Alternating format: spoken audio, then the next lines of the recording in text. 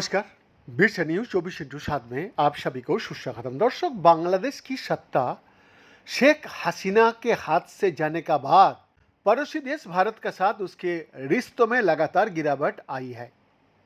हाल ही में बांग्लादेश की अंतरिम सरकार की सलाहकार मोहम्मद यूनुस ने भारत के पूर्वोत्तर क्षेत्र को लैंडलॉक्ड बताया था, जिसकी तीखी आलोचना हुई थी। अब भारत ने बांग्लादेश को दी गई अहम ट्रांसशिपमेंट सुविधा को रद्द करने का फैसला लिया है।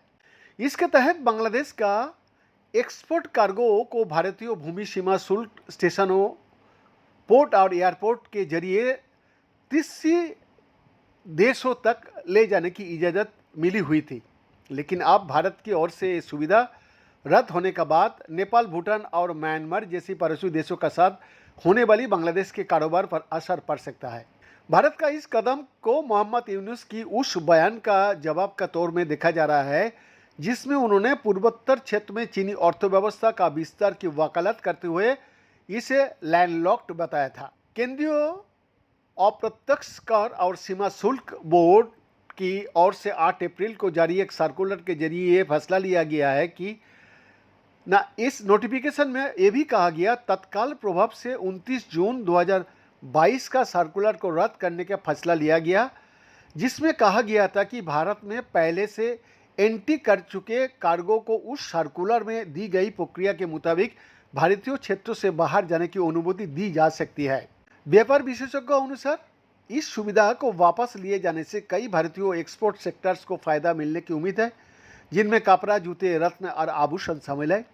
ये ऐसे उद्योग है जिनमें बांग्लादेश एक मजबूत प्रतिस्पर्धी है, विशेष रूप से परिधान के क्षेत्र में। मोहम्मद यूनुस ने हाल ही में चीन की 4 दिवसीय यात्रा के दौरान भारत के पूर्वोत्तर क्षेत्र को लैंडलॉक्ड बताया था, जहां से समुद्र तक पहुंचने का कोई रास्ता नहीं है, और बांग्लादेश को इस क्षेत्र का प्रमुख गेटवे बताता है।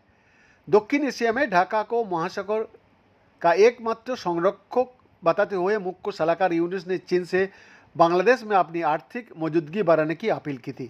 यूनुस ने बीजिंग में एक हाई लेवल गोलमेज चर्चा में कहा था, भारत का 7 राज्यों, भारत के पूर्वी हिस्सा 7 बहनें कहलाता है, यानी 7 सिस्टर। वो भारत के चारों ओर भूमि से घिरी हुई क्षेत्र है। उनके पास समुद्र तक पहुंचने का कोई रास्ता नहीं है, इसीलिए एक बड़ी संभावना को खोलता है ये चीनी अर्थव्यवस्था का विस्तार हो सकता है।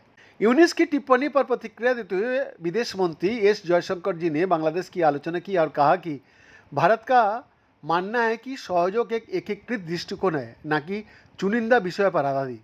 विदेश मंत्री ने कहा, आखिरकार बंगाल की खाड़ी में हमारी सबसे लंबी तटरेखा है, जो करीब 6,500 किलोमीटर। बीएन का exclusive report, Birsa news 24/7 Ranchi.